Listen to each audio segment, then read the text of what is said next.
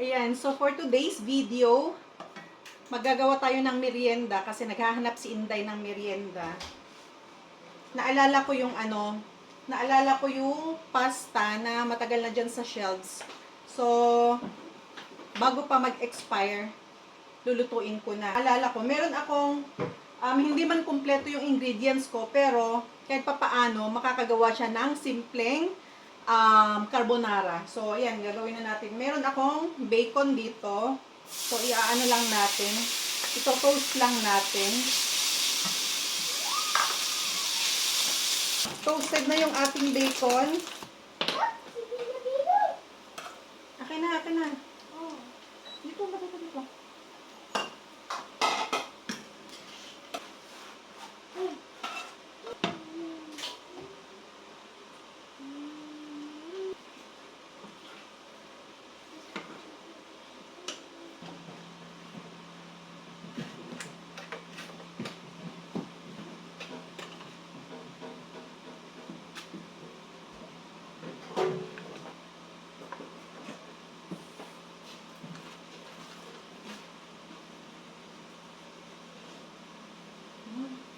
Gawin mo lang ako, baby.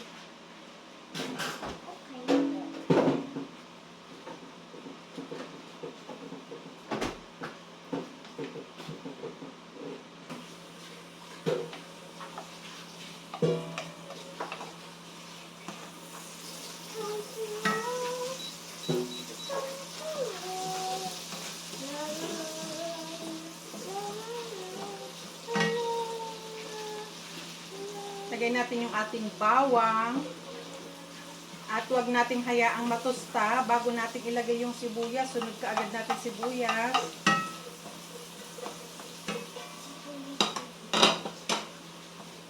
And meron na akong pasta. Then lalagay natin yung ating mushroom.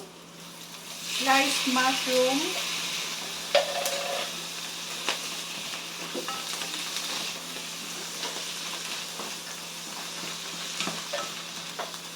Lutuin lang natin ng mga 1 minute.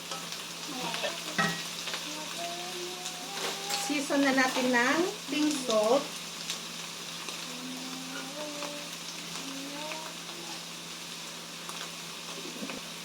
Black pepper. Konti lang. Ako, pag nagluluto, sinasabay ko yung aking mga seasonings sa paggigisa para ma-extract yung kanilang aroma. Lumabas yung aroma nila. And ilalagay ko na itong cream of mushroom. Meron tayo ditong evap. Sasabay ko na sa paglagay.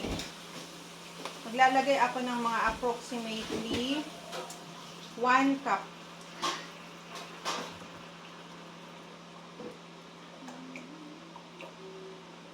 Lagyan ko pala ng konting water ito para mahugasan. Sayang naman yung may mga laman-laman pa sa loob, oh. Kaya nilagyan ko ng water. Simutin natin kasi sayang naman. And then, palakasan na natin yung tubig natin. Ay, yung tubig. Yung apoy.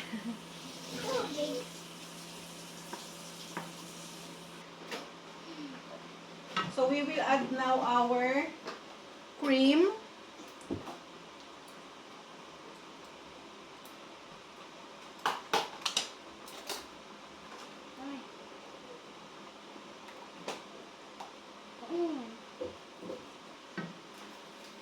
And ilagay na natin yung ating tinost na bacon.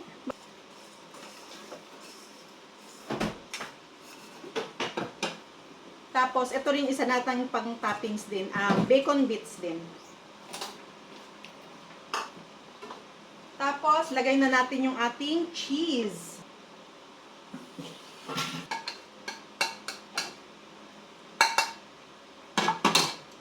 Okay, ayan. Diba? Lumalapot-lapot na siya.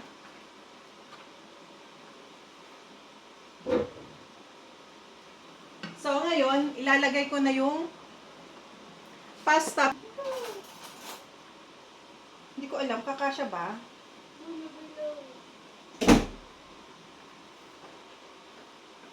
Ilagay di ba na natin lahat? Iubos na? Ay, ilagay na natin lahat. Kasya ba yung kawali? Kasya. Sige Wow. na. Yan. Ayan, nilagay na lang namin lahat. Dami. Woohoo!